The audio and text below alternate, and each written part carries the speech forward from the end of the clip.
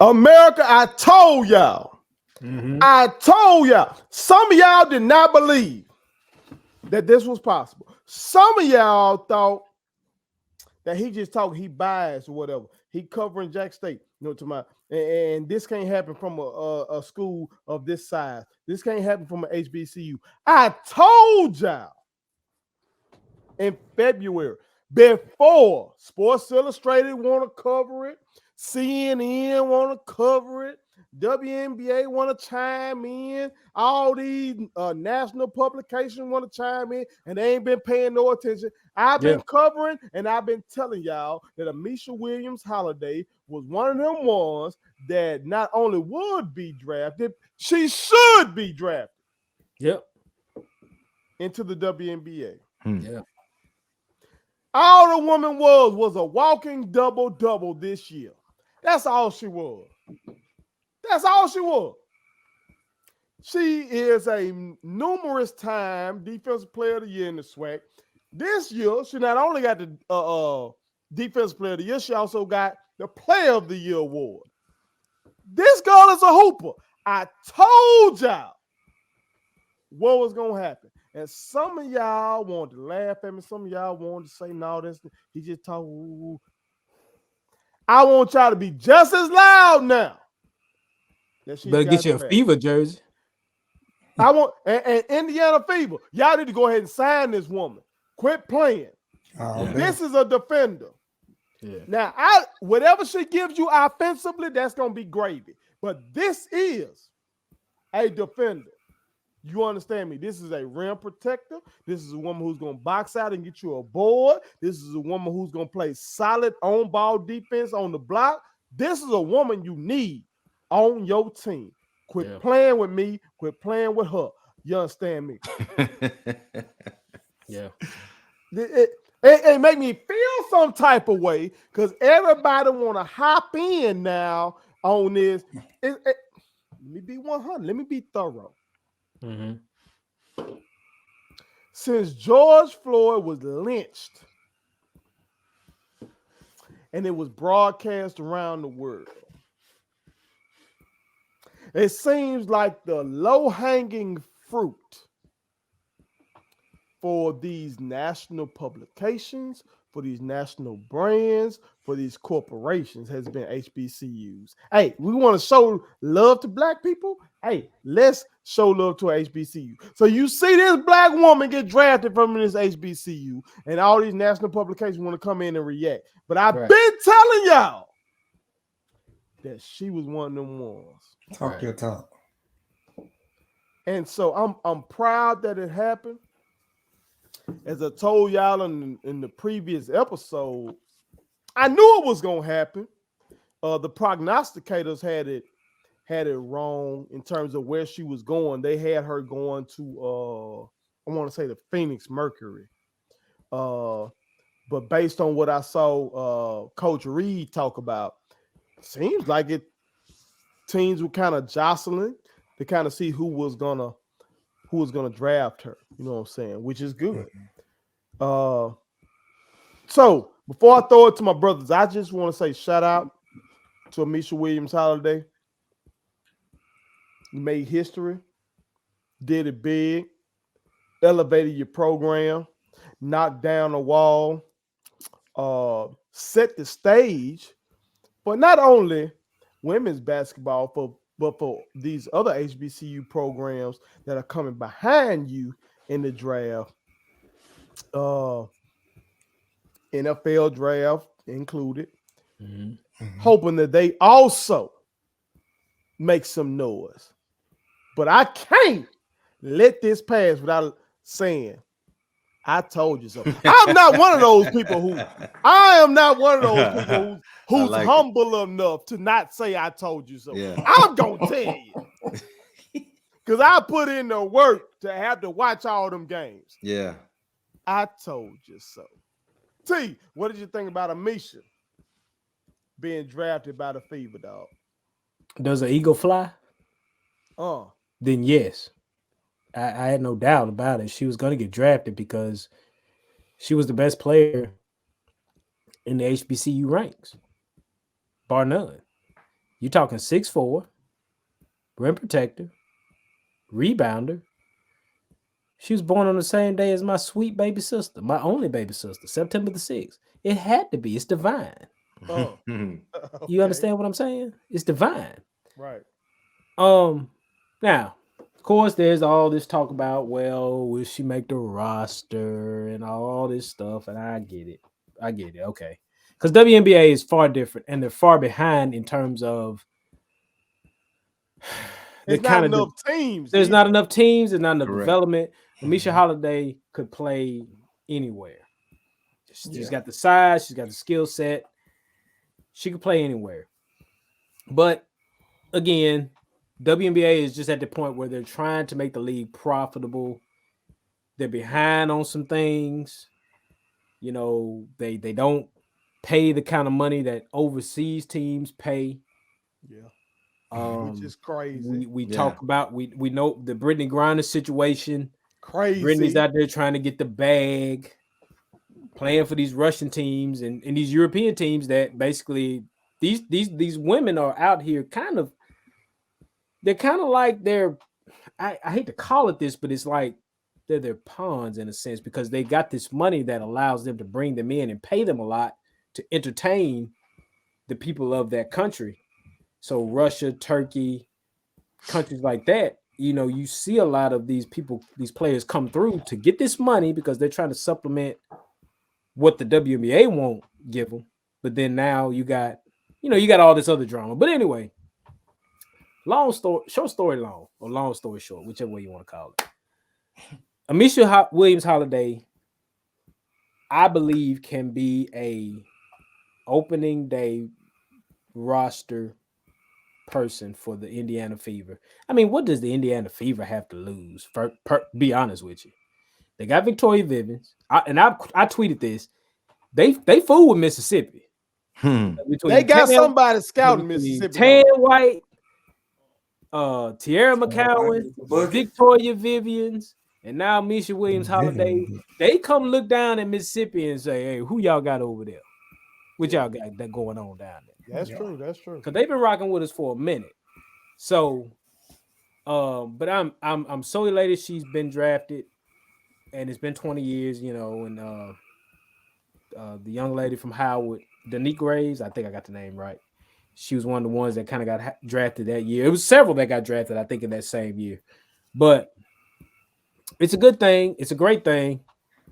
And I think she can hold a roster spot because I think what she should do, she can score. Scoring is easy. But when you can defend and lock things down on the other end, I think the people in WNBA will give that more credence. So, you know, let's just say you do things against people like Jonquel Jones and Brianna Stewart and those likes. It comes a point where you got to recognize that this lady's talented. I believe she's talented, and I really do wish her the ultimate best. I hope she is one of those ones that kind of like over the years slowly develops into something that people will like go, how did she get to where she's at? You see what I'm saying? Like, how did she get to this level, this star? I think she can do that. I really do.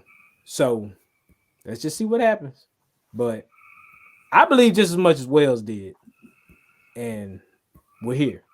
So let's just see what training camp and preseason does for us. No, that's right. Give her a bag, though, Indiana. Don't play with her. Need to do that. JoJo, talk to me. All right, so just to give that history, you mentioned Danique Graves. She was drafted in 1997. Karen Wilkins was 1998. Andrea Gardner, 2002. All three of them went to Howard. Okay. So Howard had a pipeline, by the way. You had Amber Congola. She went to North Carolina Central. That was in 2002. And Jacqueline Winfield of Southern, 2002. But this is about Miss Ameshya Williams-Holliday. Right. Well, as you said, she was a double-double, right? Walking double-double. Walking double-double. I looked at her 3 years. And basically, I basically round the stats up or round them down, right? She was a double-double all 3 years. So you ain't do nothing but speak the truth. Right. We talking about in 2019, 2020, 13 points, 10 boards, 1 assist, 1 steal, 3 blocks. 3 blocks. Shot 48% from the field. 2021, 16 points, 12 boards, 1 assist, 1 steal, 3 blocks. She shot 55% from the field. 21-22, 19 points, 11 boards, 1 assist, 1 steal, 3 blocks. She shot 58% from the field. Like, yo, she the truth. Yeah. Like when I was looking at, like you mentioned, she was 6'4", right? So I was sitting here, I'm like, who could I compare her to? But I wanted to go back. I think she's a more skilled Cheryl Ford. Right. And by the way, you know how they say women, you shouldn't ask a woman her weight, right? I tried to look up Ameshya weight. I couldn't find it. Why not ask I couldn't find it anywhere. So you know what? I said, I'm gonna just mention her height. 6 Ask foot her so 4. she can lie. Ask her so she can lie to you. 6'4". You think sports media being dainty with it like that as well? I believe so. But man, ask her so she can lie. Look, that's all I want. She's deserving, and she definitely deserves a roster spot with impactful minutes. And she's motivated too now. Because on her IG, she posts about her son and things like that. That's what I was looking at. She had a son in 2018. Yeah, I think so. That's what almost made her stop hooping. That's what so incredible. She almost stopped hooping just to be a mother. And you know what I'm saying, the relationship with Coach Reed, you know what I'm saying, went ahead and led to this. Yeah. You know what I'm saying? So it's an incredible story. Yeah. So hey man. Fever. Don't sleep. Don't sleep. Don't sleep. Let's turn the temp up. Let's go. No doubt about it. Cesar Leo. If they do decide to sleep, here's the important thing that I think that can provide us all not so much comfort, but appreciation. Y'all talked about the DNA that this young lady has and being a great mother and putting things in perspective of what's the priority, right? The kid. But she's God-given ability walking around playing basketball. So whether it's WNBA, whether she has to go overseas, because so many of these stars have to do that to make an honest living in their profession, she's gonna do that. So she's gonna take care of what needs to be taken care of because she has the God-given ability and the drive and know how to understand how to make this work. I hope that when this story is told, when we look back on it, Wells, you said something that's very profound. We're going to get to football, maybe baseball, whatever that looks like. When this story is told, it needs to be that Ameshya Williams-Holliday started this thing. We talk about the prime era of folks being drafted from HBCUs. In particular, we're talking about Jackson State. It needs to be noted in the history books that she is the one that's blazing the trail. It's not going to be these football players. And listen, when they go, we're going to celebrate them as well, right? No doubt. But it needs to be told in the story of Jackson State athletics that this young lady blazed the trail. She's the reason that the team is competitive and shining in the NCAA tournament to where other young ladies want to come. It's not just the prime effect. So we're glad that he's here, right? We're glad that Coach Reed is here. But these young ladies deserve a huge amount of credit for putting this program where it's supposed to be. So that's what I think more than anything is going to be her story in HBCU sports and in women's athletics is that, man, I blaze a trail, right, to where I'm in the league of leagues. And whether it be I don't get signed today, but I come back and then I dominate in the WNBA, or I had to go do it overseas for a minute, whatever that looks like. Women all around the world are having to do that journey when it comes to professional basketball. So she'll just be one of many there, but she'll be one of one when it becomes who blazed the trail for the Jackson State Tigers. So more than anything, I salute her for that. Will you allow me, Wells, to say one thing real quick? And I don't know how many views we'll get. I hope we get a lot of views on what I'm about to say, but this is what I want to say. WNBA, you bullshitting. Okay. There's no reason why. And this is where it's based from. Okay. So last night I'm reading about this deal with the WNBA union, Players Association, the league, and all this stuff, right? And one of the big things that the WNBA is on is, okay, making the league profitable. And so now they want to force upon the league the prioritization of playing for the WNBA, not going overseas, going to get this money, and then you being out of the loop for so long, playing for whatever team you're affiliated with over there, and then now you come back, and then now you're trying to get in and fit in and all this stuff with whatever team you play for. So how do you fix it? And so now the question is, how do you fix it? So one of the things I read in an article, if I remember right, was the first 2 years, like they can do that, and it's okay. But like after year 3, if you're affiliated with a team and you don't show up to training camp being ready to go to work, they're going to suspend you for the whole season. And I'm like, the whole season? What? Like the whole year you're going to suspend them because they didn't come to work for training camp? Like, what is that? And so, and then they ain't just a hard and fast thing. It's like, we understand if you've got other, there's other things that are going on, whatever. Sure. But it's like that's what WNBA is driving to now, is they're trying to make these hard, fast lines to make players play for their league and their league exclusively, and not be able to go over to Russia or to Spain or to Turkey or to Australia and get paid handsomely for what they do.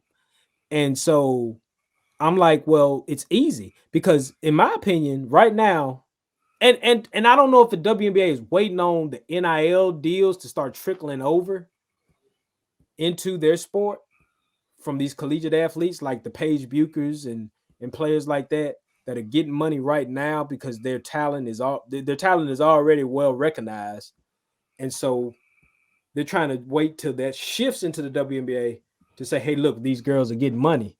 And then you can mask that and say, well, these girls are getting money, but they ain't getting money from you. They get money from these other people. Right. You see what I'm saying? So the WNBA has got to come on with it. When the Supermax ain't but 200, and look, I ain't 200 and some odd thousand, $280,000. I can't remember what it is. It's great money. It's good money, but that's Supermax for the pro athlete, where these women go to overseas and they getting like millions. Right. And we know we got currency exchange. Look, offer what they offer. I guarantee you that's that. I mean, it's something's got to change, man. I mean, on that facet. I mean, the women's sports have had there's a lot of things we've seen, like the young women that exploited what kind of facilities and things, hotels they were getting during the tournament. Yeah, that type of stuff. And sooner or later you got to get it right. You got to get it right, because it's just we're in a point now where society is forcing that. And I'm not saying that that's what should have happened. I'm saying that should have always been the case. It should have always been, these women should have been getting this money a long time ago, because these women are very skilled.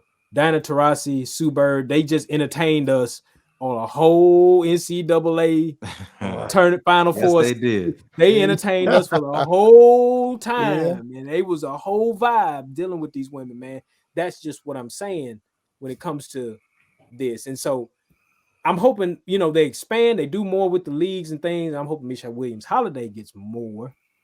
I'm hoping she gets a fair shot, not just drafted by the Indiana Fever as the first HBCU player since 2002. You know what I'm saying? Like, don't make this a noteworthy thing to say, hey, we did this.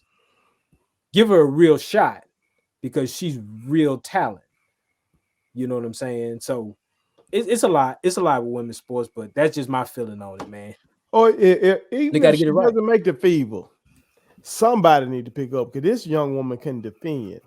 Right. Again, there is not a from the SWAC season on, because I had to cover the football team hard, but from the SWAC season on, I watched every single game. Right. This woman is an elite defender. Elite defender. Yeah. Okay. The talent is there, the size is there. It is asinine not to have her on a roster. You got to do it. Whether it be the roster that drafted her or otherwise, it is asinine not to have her on a roster. You got to do it. You understand me? So Shout out to Ameshya. Shout out to Coach Reed. If I'm not mistaken, this is her first pro.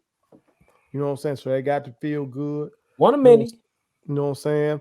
Shout out to everybody involved with the program, because I know it feels good for the all the young women involved with the program to be able to look and say, my girl got drafted. Absolutely. You know what I'm saying? That feels good for them to say my girl got drafted. So shout out to everybody involved. Ameshya, go do your thing. Yep. Put it on something. Yeah. My kids wanted me to tell y'all to make sure you subscribe to my YouTube channel, follow me across all social media platforms, like the videos, and share them. Did I forget anything? And turn on the post notifications. Y'all heard them. And also, visit Statement Tees, LLC.com, and shop with us. That's Statement Tees. Every t-shirt you wear Makes a statement.